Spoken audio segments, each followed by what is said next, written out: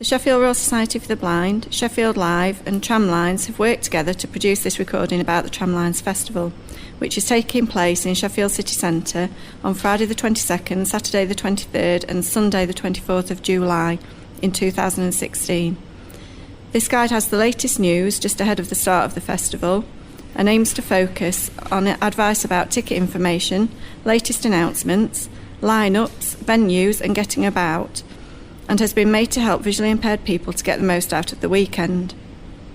Sheffield Royal Society for the Blind provides opportunity support, friendship and services to blind and partially sighted people in Sheffield, helping them to achieve whatever they wish to do and whatever they aspire to be. We want to say a big thank you to Graham from Sheffield Live for producing this guide and to Alex from Tramlines for the latest information about the festival.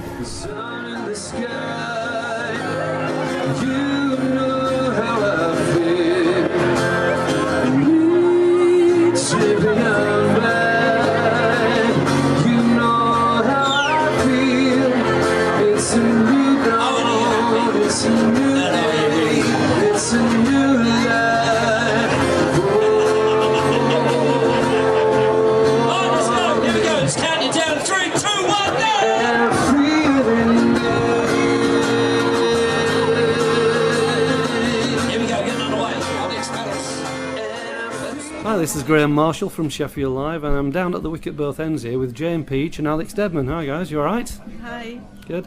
And we're here to talk about Tramlines, of course, because we're leading up to it. It's only 3 weeks off from now, and so as far as this year is concerned, are there any major changes to things like venues and that sort of thing? Well, we've increased the capacity of our main stage, which is at Ponderosa Park. Yeah.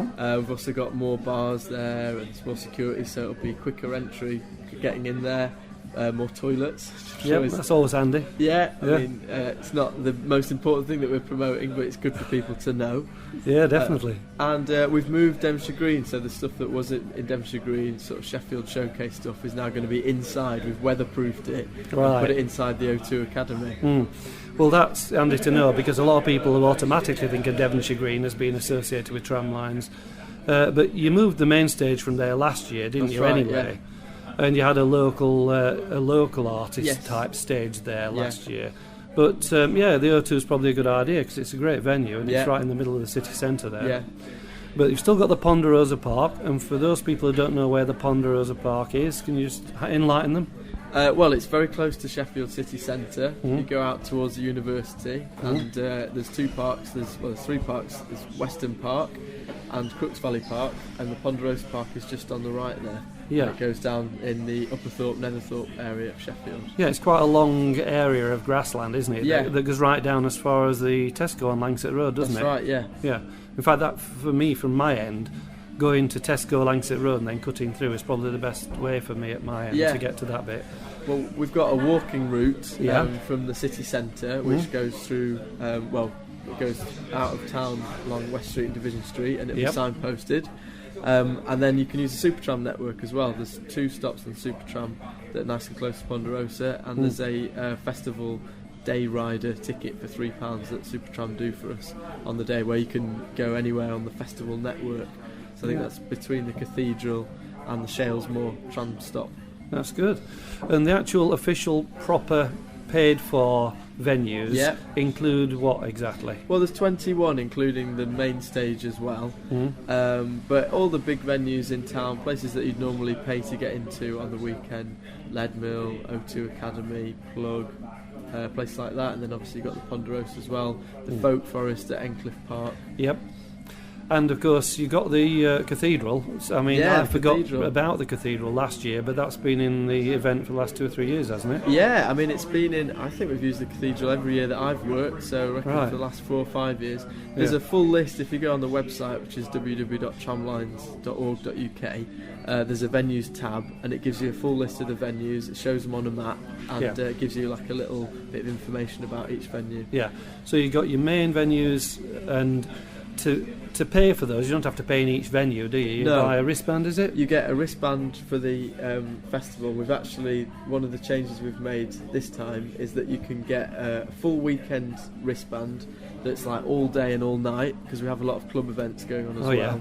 But you could also choose to just get a daytime one. So if you're not going to go out to the whole event, like you're not going to do the night stuff, you can just do the daytime one. But our full weekend wristband ticket is £42 plus booking fee on the website. That's on the ticket section of our website. Or you can get your daytime ticket for £32. Right, that's fine. And of course there are other stuff, well, I mean, as we know, Tramlines, it's got all these great venues that have paid for events going on.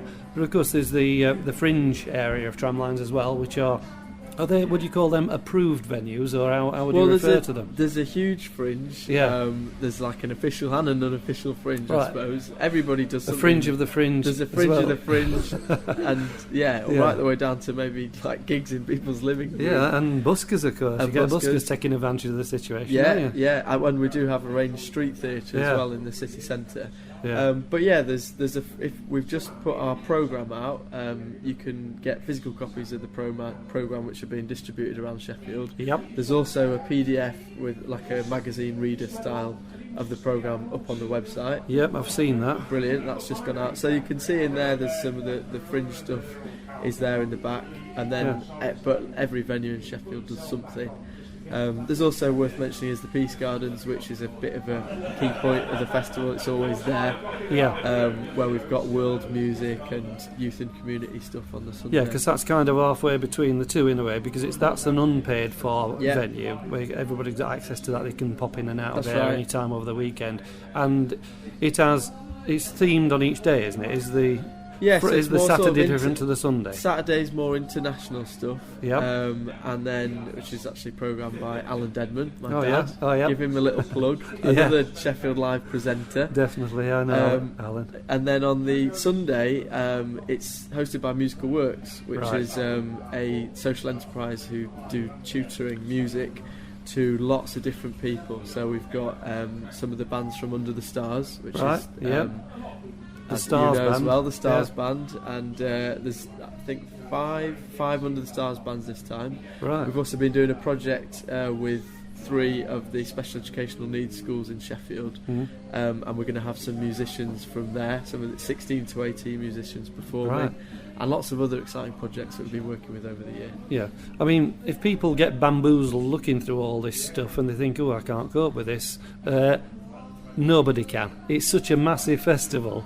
There is so much on that it can be difficult to trawl through and work out what you're doing, even if you know what you're doing. You usually have to sort of plan ahead, really, I would say, and think, I want to see this band or this particular artist, and base your movements around those key things that you want to see. Well, the website has a really good list of all the artists, and you can break it down alphabetically or by day, or even by night and daytime, because if you're going to get your night or day ticket, and you can see them as a list, or you can see them as panels with images. If you click through the artist, it'll give you some information about them, some links to hear the audio, and of course their times and venues that they're playing in. So if you want to plan it, that's a good place to start.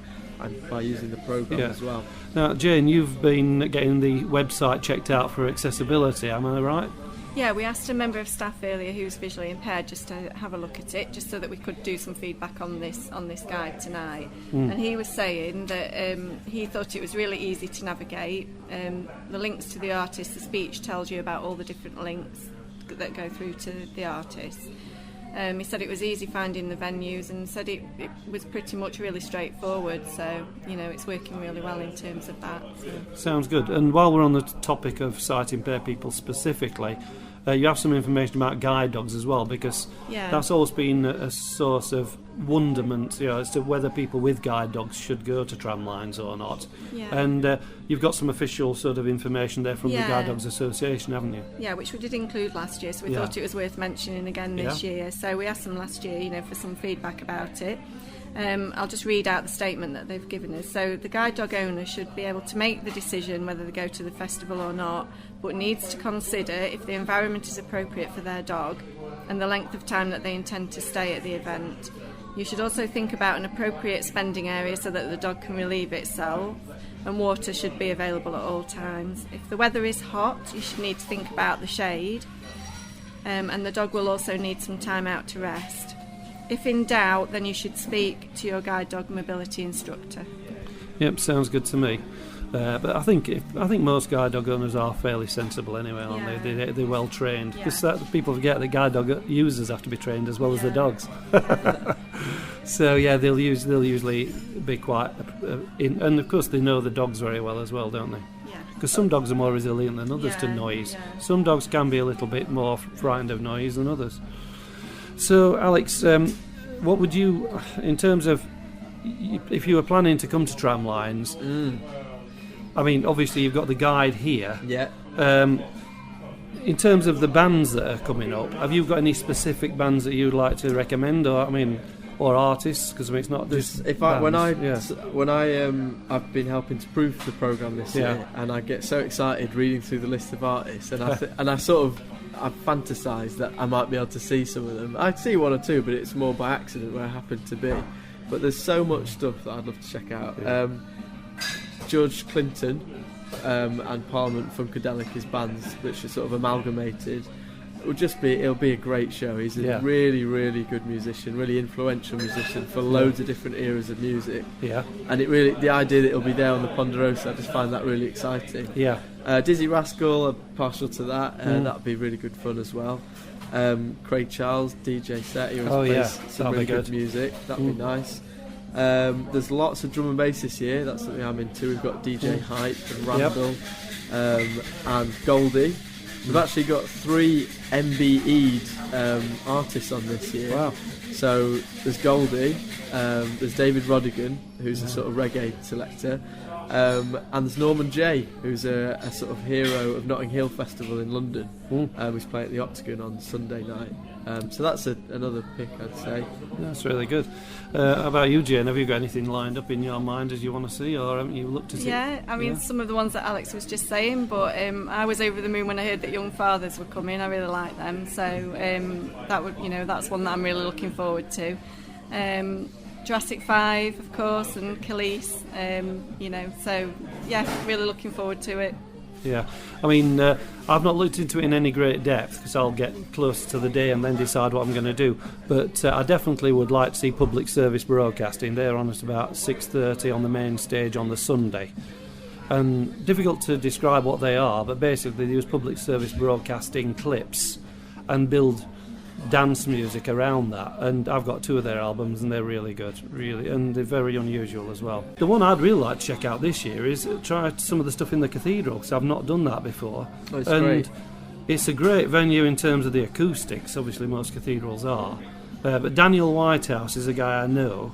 I've interviewed him at Sheffield Live and heard him play live in the studio, and I just like his stuff. It's not complicated. It's a guy with a guitar and sometimes backing on piano, but I just like the sound overall, and he's really good. I'd love to hear him in an acoustic place like the cathedral. It's really good. I've been lucky enough to see a couple of the acts who perform there. It's just really nice to see a very different space. Yeah. And they're built with acoustics in mind. Yeah, true. Cathedrals, they're not always the easiest place to put music in. No, but acoustic music, it just lends itself. I mean, I recorded the grand piano in there a couple of years ago, and it just was so easy, and it sounded fantastic. Yeah, just using my voice recorder. Yeah, because it echoes really well, Yeah, well, we are officially the biggest urban music festival in the UK, and that's right. We're by urban, I don't mean genre, I mean as in inner city. Yeah. And our job, we see, is to turn the whole of Sheffield into a big festival site. So part of that is using unusual venues and things popping up in places that you wouldn't expect it. That's what I love about the festival. That's why I'm so proud to work. Yeah. Well, you've certainly put your effort in. I mean, as a team, and yourself personally. I mean, you're always. It's the preparation for the festival starts just after the previous one finishes, doesn't it? Yeah, it does. It's and I've spoken to people who've put on much smaller events than this, and they've been swamped by paperwork and risk assessments and you name it. So it's a massive task that people do, and thanks very much for doing it, because it's put Sheffield really on the map as far as the festival scene's concerned. People come to this from all over the country, don't they? They do, and even all over the world. We've sold tickets in Japan and Brazil. We were looking at our website stats just the other day. And I think all of us who work for Tramlines, we're driven by passion, certainly not by money. No. But definitely passion. We're really proud of Sheffield and we really want to show it off at its best. That's what it's all about for us, really. Yeah. So if people want to know more about the actual bands and artists that are appearing, really you've got to go on the website. And of course the speech software situation works fine with the website. We checked it last year, we've checked it this year. It seems to be all okay on that front. Yeah. There's a lot to wade through though, so it's a case of finding the ones that float your boat and then building your weekend around that, I think. Yeah, I would advise to use the news tab as well, because we put sort of more in-depth bits about various artists and various aspects of the festival on there. So sometimes just a list of names is a bit dry. Yeah. Check out some of the news stories because there's some more information there. Yeah. Now we weren't sure about because you've had busker buses in the past and you've had busker trams in the past. We're not sure what's happening on that front at the moment. We definitely have buses bussing people around. Yeah, the buses are doing and the rounds trams as well. Yeah. Because obviously the folk forest at the bottom of Encliffe Park there is a very popular. It is. It's not just folk; it's acoustic music in a perfect outdoor setting, isn't it? Yeah, it's not just folk music at all. There's some quite big acts there this year. Yeah, and I've enjoyed going to that, and that's part of the main thing which you get the wristband for as well. That's right. So you'd almost certainly use the bus to go backwards and forwards from that, really. Exactly, yeah. And then, as you said, there's a walkway through to the Ponderosa from the town centre, which is relative. It's going to be obviously easily found because of the highlighting. But you do have people on all the various road junctions making sure it's working. Yeah, we'll have like a signposted walking route. If you're wanting the weekend ticket, my tip is get it as quick as you can. Yeah. We did sell out a weekend wristbands. You were about 2 weeks before the event. You'd sold out of the weekend wristbands, hadn't you, last year? Yeah. And so we don't want, if you want to be in there for the full weekend and get the best value, you need to buy your wristband now so you're sorted. Yeah. I don't want people calling me up asking me if I can sort them a ticket, which of course happens. Oh yeah. When I've spent the whole year trying to remind them to buy one. Once they're gone, they're gone. So definitely get hold of one now if you're intending to come. Definitely. Well, thanks for talking to us, Alex. Thank you very much. Have a great festival. You too. Cheers. And just one last thing, and possibly the most important thing for many people, is that if you need a carer or a guide because of your disability, you are able to get that carer or guide in free to Tramlines. All the details and conditions, etc., are on the Tramlines website under Disabled Access. But the main thing you need to remember is that the application for this needs to be in by the 8th of July.